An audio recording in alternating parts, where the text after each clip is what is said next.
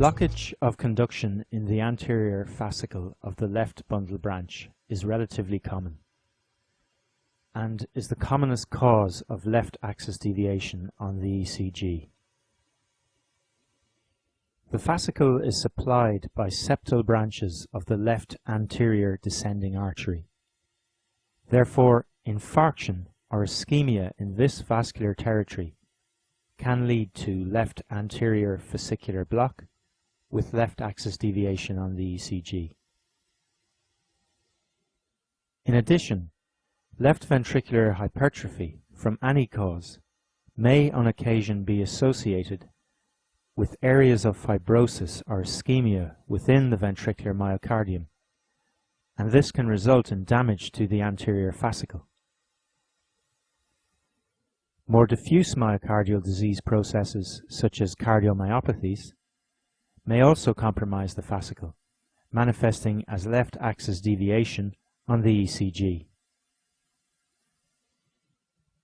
In contrast to its compact anterior counterpart, the fibers of the posterior fascicle are widely spread out.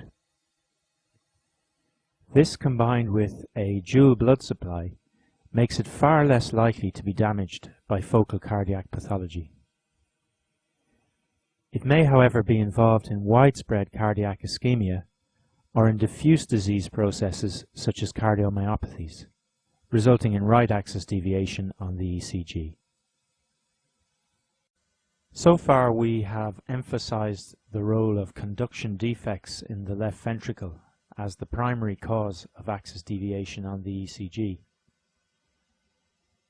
This is indeed the case, and it reflects the dominance of the left ventricle in determining the cardiac axis. However, we should point out that in some situations other depolarization vectors may come to the fore and shift the axis independent of damage to conduction in this chamber. Some of these are intuitively obvious.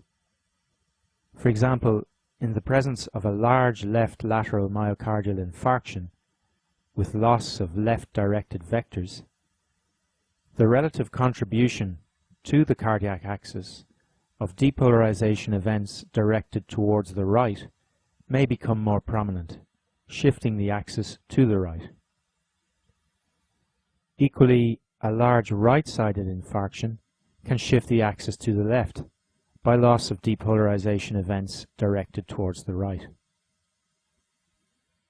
Changes in the cardiac axis occurring in association with myocardial infarction is an area we will discuss in more detail in section 3.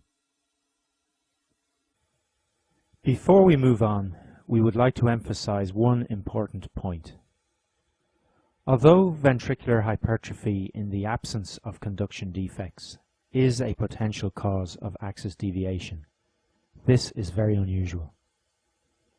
The great majority of patients with left ventricular hypertrophy from whatever cause do not have left axis deviation on their ECG. Furthermore, and perhaps surprisingly, the presence or otherwise of LAD in patients with left ventricular hypertrophy bears no relationship to the degree of hypertrophy present. The same is true for right ventricular hypertrophy acquired in adult life.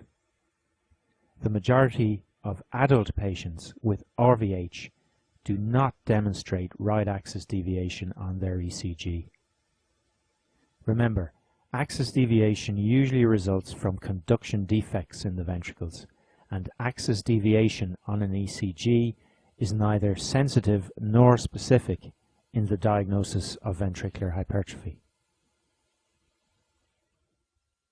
The list of causes we've generated for left and right axis deviation is far from complete, and we will discuss other mechanisms of axis shift in the quiz section.